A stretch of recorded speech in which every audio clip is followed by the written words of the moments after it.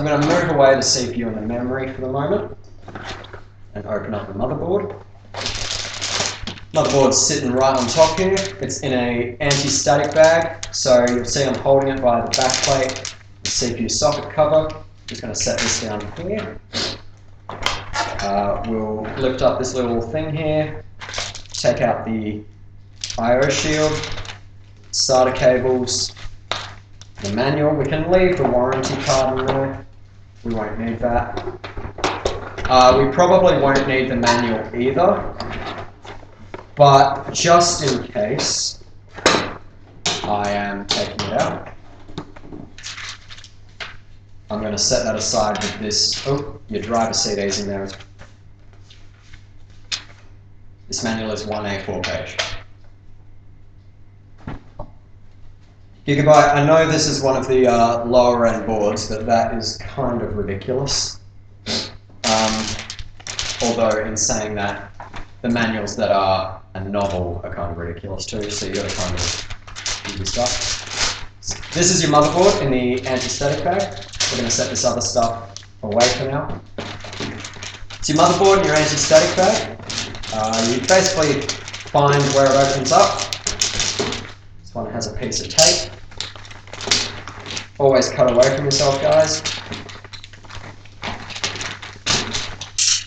Or to yourself in my case. Basically, you'll want to handle the motherboard by the edges, like I am here. And it smells quite odd in your motherboard, but you know, you can handle it. It's basically the edges, the plastic parts, or that back plate there you can handle it by. Now, a lot of you are going to say that this is bad. It's completely okay to build on the anti-static bag. The inside of the bag is not made from a different stuff as the outside of the bag.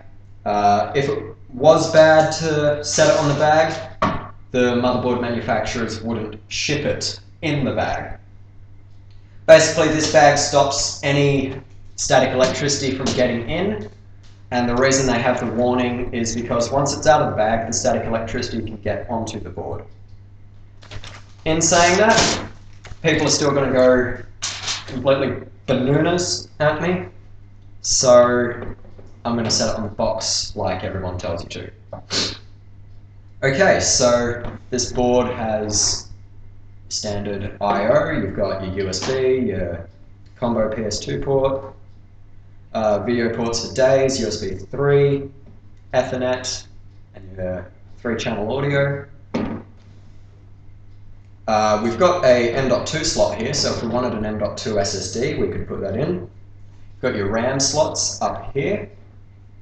You've got your video card slot. We're not using a video card, so we're using a Wi-Fi card, so that would probably go on one of these. SATA ports, USB 3, and a bunch of other crap that we'll get into. So I'm just going to move these lights a little bit because it's a little hard to see. That's a little better. We're flooding this thing with light. So yeah, let's install our CPU. So generally any Intel CPU is going to come in one of these boxes. They all kind of look the same. They have a big label with all your warranty information on one side and a tiny little piece of tape on the other. So of course we're going to cut the information with the warranty side because CPUs never go bad. Of course we're not going to do that, guys. We're going to cut the tiny little piece of tape that serves no other purpose but to hold the box closed during shipping. We're going to open up the box. You'll see there's a little tab here. You want to open up the box this way because if you open it up with the tab down, all your stuff is going to come falling out. So we'll open it up this way. We've got a heatsink fan with the thermal goop. We've also got the CPU, which is surprisingly heavy for what size it is. You can either pull it out the way I just did or lift up one of these tabs down here. Pull it out that way. It's really up to you, it doesn't matter. I just showed you both ways. And we've got our manual with our bragging rights sticker that makes your computer go faster. I'm going to chuck everything back in that box. So this is our CPU. It's in a plastic cover right now, which is allowing me to hold it like this. You do not want to touch the gold pin or fingers, what are they? Gold landings or the top, because you can have oils on your skin which can either short it out in the case of the gold landings or interrupt thermal heat dissipation. It's okay to drop it like that. They're pretty tough. But to take it out, you want to get a finger under, this one's a little harder than the other ones, the cut corner that's there. That releases the CPU. There are two little cutouts here to help you get your fingers on it. Yeah. So, but we want to prepare our motherboard. So you'll see there's this little retention lever here. You're going to push that down and away. You'll see that's sprung right back, and it releases the plate that holds the CPU down. You'll see on the plate there is a little arrow on one of the corners. There's also a little triangle on one corner of the CPU. It's right there. It's probably a bit hard to see on camera. There's also a notch on the CPU here and here, and a notch in the socket here and here. This is to help you line up your CPU. So what you want to do is grab your CPU by the edges, set one side in, lining it up with the notch, just drop it into place. Not touching the top, grabbing it by the sides of this metal bit, give it a little wiggle to make sure it's in place. This little plate here, you'll want to sit back down underneath this screw. You want to push this lever down now and back under the little catch.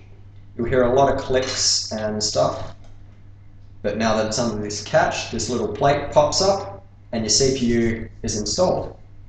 Now, to cool your CPU, we need a fan. Now, this fan can go whichever way you want. It can go that way, it can go that way, any way you want.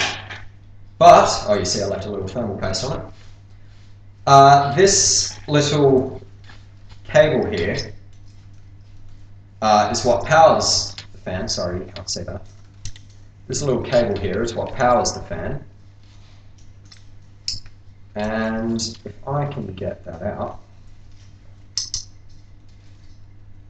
there we go.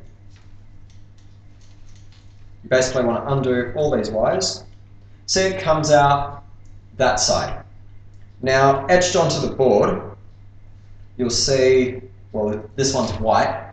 You'll see there's little 4-pin headers. These are fan headers, and one of them says CPU fan. So you'll want the cable to come out as close as you can to that header. So that means the fan is going to go this way. So we've just set it into the 4 little holes that are in the board. You see there's 4 little holes, and we've just set that down. This thermal goop is quite sticky, so that's why I was having trouble getting that off. And you see, if we had this fan any other way, say the cable thing was down here, it would have to cross the fan, and it, in the end, could get caught up and stop the fan from running and overheat your CPU. So you'll want to place your fan in like I did. Make sure it's in the 4 little towers are in the 4 little holes. And now you want to take your thumbs, press down one corner till it clicks, press down the other corner.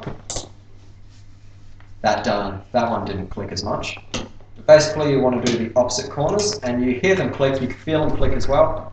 Then you basically just want to double check.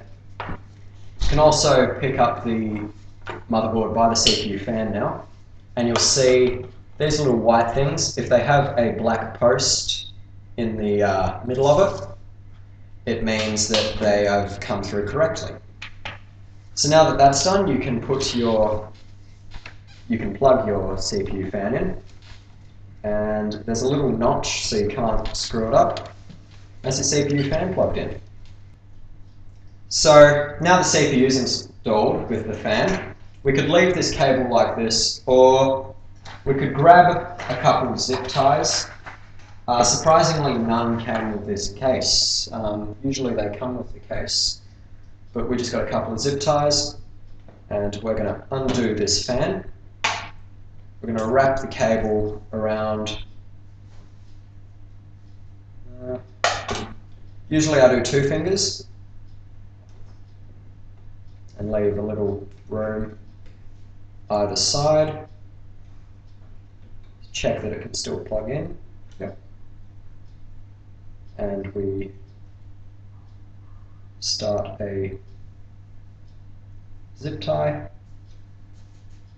Not doing it too tight so we can tighten it up right at the end. And usually I do 2 on a CPU fan. So we're going to tighten this up. And do it again. And we'll cut these tags off later when I find my zip tie cutters. Did I do that backwards? I did that backwards.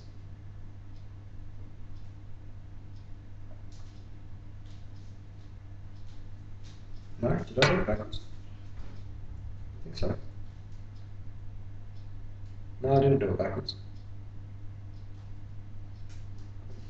So we're just going to put that in, tighten it up, and as close to the ends as you feel comfortable with, and tighten them down.